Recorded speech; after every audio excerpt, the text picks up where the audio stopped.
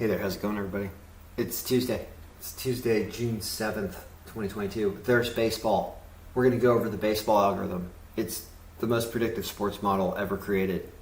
I'm waiting to get sued. I'm waiting for someone to try to prove that they've built something that's better than this. But I don't think anybody can, because every time I look up other people on YouTube and how they're doing and compare the algorithm to them, algorithm beats them almost all the time. I mean, it's so rare that somebody beats the algorithm for a day and they usually don't beat it the next day. And that goes for all sports that we do here. So let's just go over it and hopefully we'll have a good day. You're not going to win every day. Nope, not going to happen. You're not going to win every other day sometimes either. But you're going to win overall. As yesterday we went 3-2. I knew to stay away from Arizona, but the algorithm didn't. But Mets top pick of the day wins. Boston wins. Toronto wins. Look how we put Houston at the bottom of this list, and they end up losing to Seattle too. And the odds makers had this higher, right? And so it's another day where the algorithm beats the odds makers in terms of order.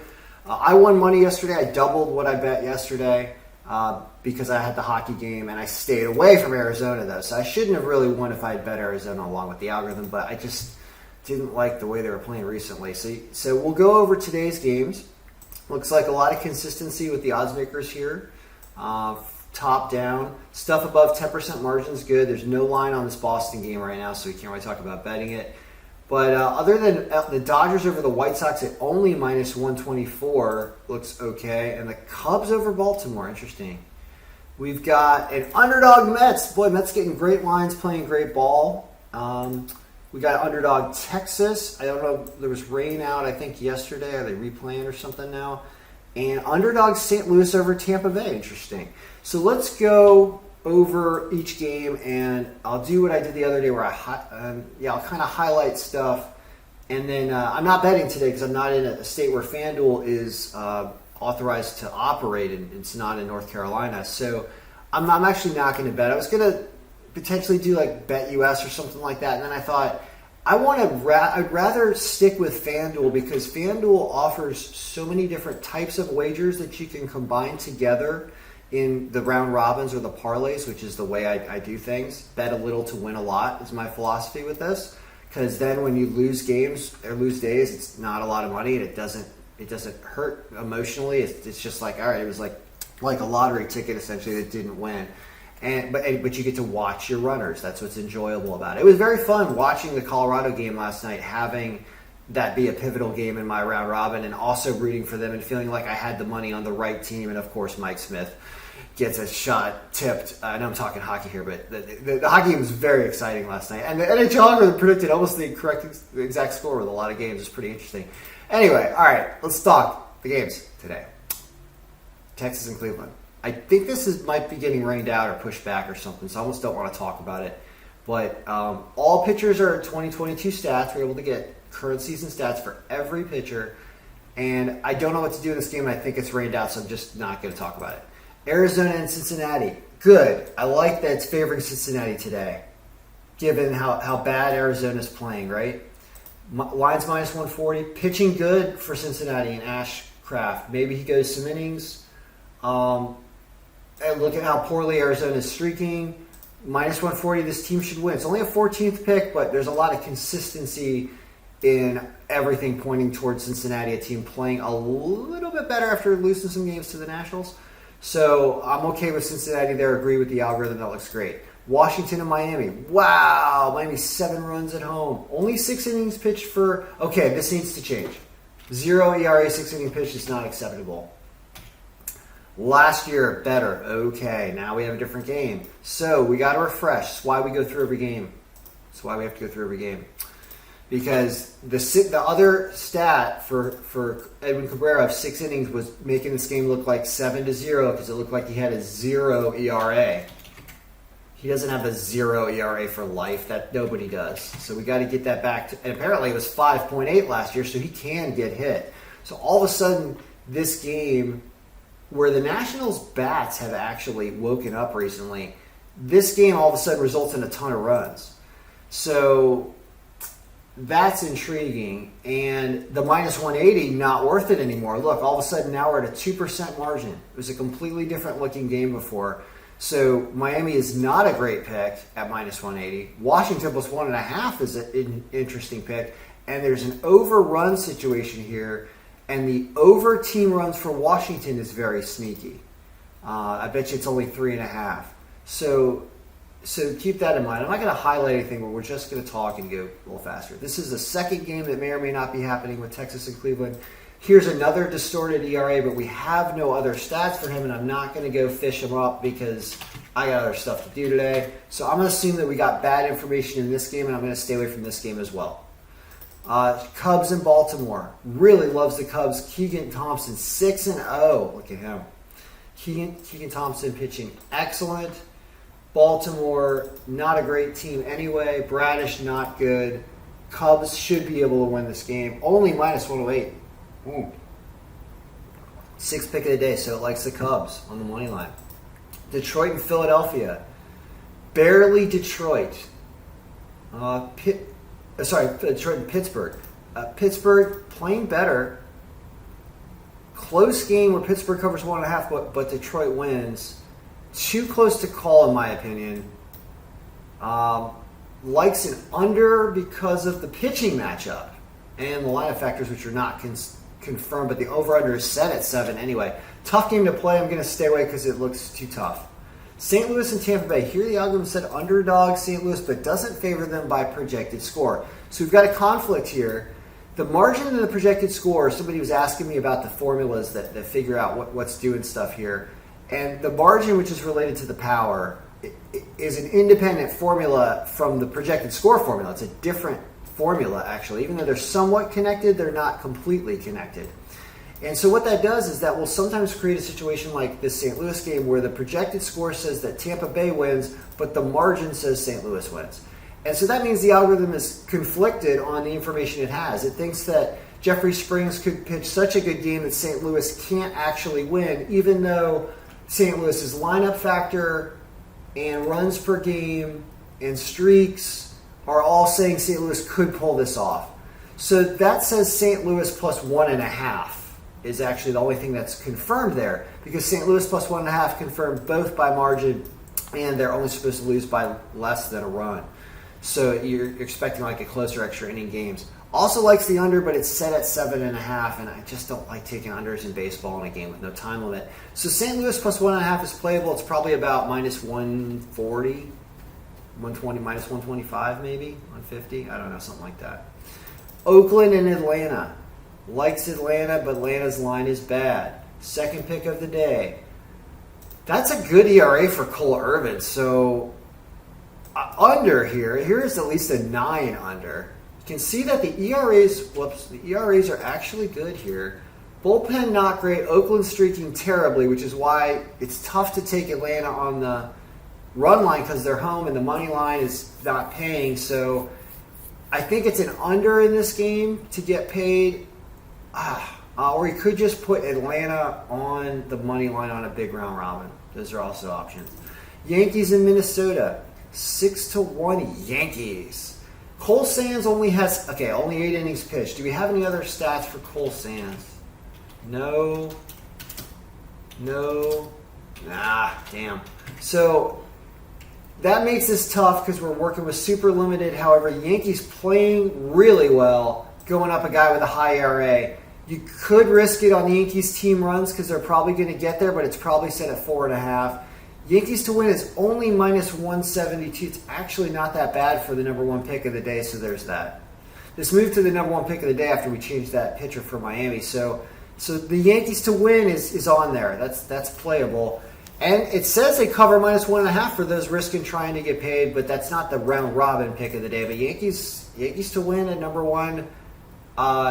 Although you have to remember, how did Cole Sands, is there any way I can look up other pitching stats for Cole Sands real quick? I just want to see if there's anything else, because it's important when we're calling a number one pick of the day. Where's the Minnesota game here? Let's see where he's pitched previously. Double-A, 4-2, 2.46, Double-A. I mean, you're talking about a Double-A pitcher. He got rocked in 8-8. Yeah, I mean, there's a very good chance he gets hit hard. So I'll leave the Yankees up there as the number one pick of the day, and Yankees team runs is a distinct possibility because this could go bad for Cole Sands. Check the weather there as well. What's the weather? Is the dome in Minnesota, right? I think it's a dome. Okay. No, it's not a dome. What am I talking about? 74 miles per hour out. Yeah. All right. So Yankees team over there's a lot consistent with that. Dodgers and White Sox. Thinks the Dodgers win just by a run because Kopech, good pitcher. Mitch White pitching okay. It's just a strong Dodger lineup factor. Gives them the 4 pick of the day, though. Gives them extreme strength of 31% because why? I mean, Mitch White's whip is good. The Dodgers are putting up a lot of runs per game. Only won 40% streaks. I feel like it's a tougher call there than the algorithm says, but the algorithm says strong, but only by a run. So they don't cover 1.5, and it's a close game. Tough call, but it does say Dodgers at minus 124. You can't deny it does say Dodgers to win at the minus 124. So that's going to be on there. Seattle and Houston. Houston loses to Seattle. Now you got Verlander going at 6-2 against Flexen, who's 2-6. Wow. Ooh. Very tough line at minus 250.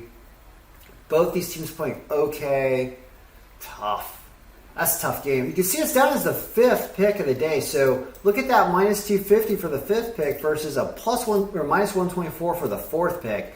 So somebody was asking me, how do money lines, are they incorporating, do you connect the money line to the pick rank somehow? The answer is no, not at all. Pick rank has to do with margin. Money line's just there to show you what the price is. So at the 5th pick of the day at minus 250, that's actually just, it's almost unbettable because we think there's 4 games above this and you have to lay a lot to win here, and you can't take a minus 1.5 because they're at home, in my opinion. I don't ever do that. I almost never take a team minus 1.5 at home because it's just too difficult game flow wise to win by more than one sometimes. So I'm going to stay away from Houston, but it does say they win because Verlander will win with them. It says barely under 8, but it's just too close all around. Odds makers have done a good job on that game. Toronto minus 210 against Kansas City. Really good Manoah. Yeah, Manoah's going to try to shut down Kansas City.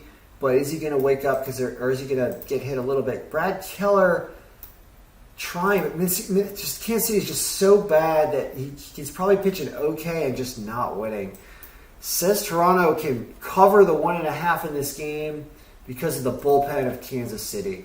So to get paid, you do Toronto minus 1.5 given these two teams and how poorly they're playing. You can also try Toronto team runs depending on how the weather is in Kansas City. 81, yeah, there should be hits. There might hit out of that park a little more if it's warmer. So Toronto covering the 1.5, they got 9 runs. Tough, but yeah, I think it's Toronto minus 1.5 there to get paid because either they're going to win by 1.5 or they're going to lose somehow weird. Philly and Milwaukee, limited pitching stats for Jason Alexander, the Seinfeld guy. He pitched okay in his first start, so we're going to leave that in there. Milwaukee is not playing well, and Philly is with their crazy comeback against the Angels on Sunday.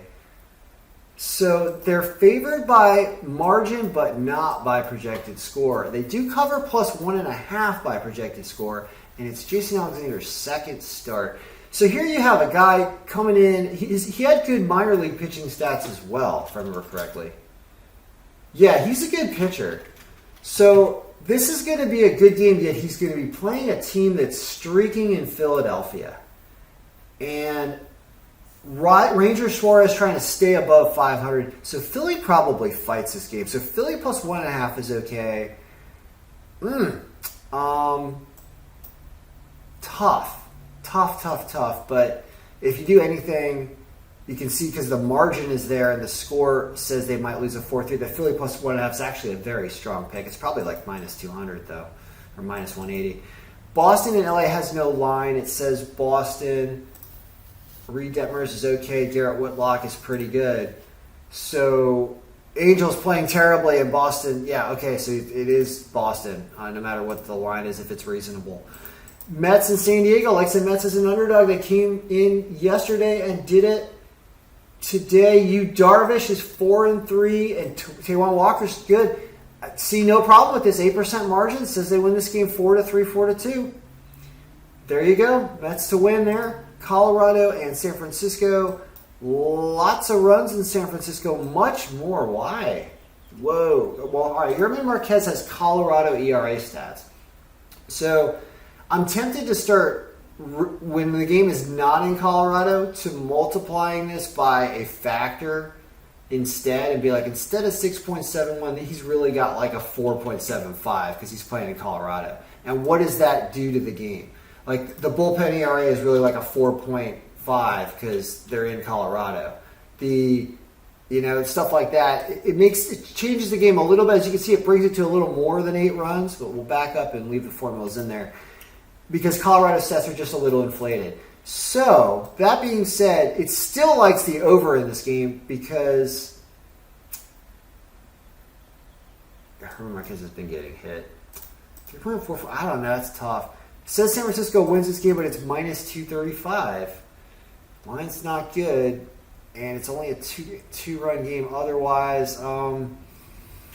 How's the weather in San Francisco? 13 out. Okay, that's enough for me. If that stays, if you wait till that game happens and that weather's there, then you can hit over 8.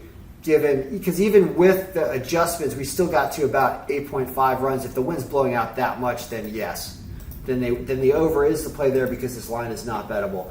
So, in summary, what did I say to play? I said Yankees on the money line. The ones that are the money line picks of the day that we're showing right here, you could add Atlanta, but I said the line wasn't good enough. I said Toronto minus 1.5, or you could just take them to win and pay the minus 210. I said Dodgers. I said maybe Houston, but not really because the line's not good. I did say Cubs because of the pitching. I did say Boston. I did not say the over in that game with San Diego. I said Mets, Cubs, Dodgers, Toronto, Yankees. I said St. Louis plus 1.5. Okay, plus 1.5. I said Philly plus 1.5. What happened down here with Miami and Washington? We said runs there, right? So the winners are here. These are the winners. 1, 2, 3, 4, 5. Okay, those are your 5 round robin winners. When I talked to Katrina, I would say that's the winners you should play. Then I'd say plus 1.5, plus 1.5. And then the over-unders, I think it was this Miami game because of this crazy pitching here. Yep. So there was some type of over. If you get over 8.5, sure, absolutely. And if you have to pay over 9, you better get a good price. Even though it says they get to 10.4 runs, it says you can do over 9.5 even and hit it in this game, and in a dome in Miami. All right. Then there's the other over-unders were here. It was over 8 in this game. And I think that was about it. Could have done Yankees team runs. Given that they're the number 1 pick of the day, it can be advisable. Like, you're putting faith in the algorithm. The algorithm put this thing up at the top. So if you're going to be betting teams-related stuff, then you're betting on these teams. Like, you could try to do Atlanta team runs. You could try to do Toronto team runs. All the way up to here. Even the Dodgers, although it said they only score 4. So you look at your runs projected here. You could do San Francisco team runs. You could do Texas, apparently, team runs in one of these games. So I'll stop talking because it goes on forever. But I'm not even betting today. But people who ask, that's what I would say to play. And good luck, everyone. Enjoy using the most predictive sports algorithm ever created for baseball. If you find anyone who's done anything better or some robot that someone created that can do better than this, please point me in that direction because I'd like to see if they are doing better, how they're doing it, because I believe I've crafted the optimal way of organizing stats when it comes to this kind of stuff. So, good luck, everybody. May all your picks be winning and go Yankees, Atlanta, Toronto, Dodgers, Cubbies, Red Sox, Giants. Oh, no, not Giants. Well, I mean, go Giants, but I didn't put them on it. Go Mets. Go St. Louis. Whatever. I'll stop talking. Good luck. May your picks be winning.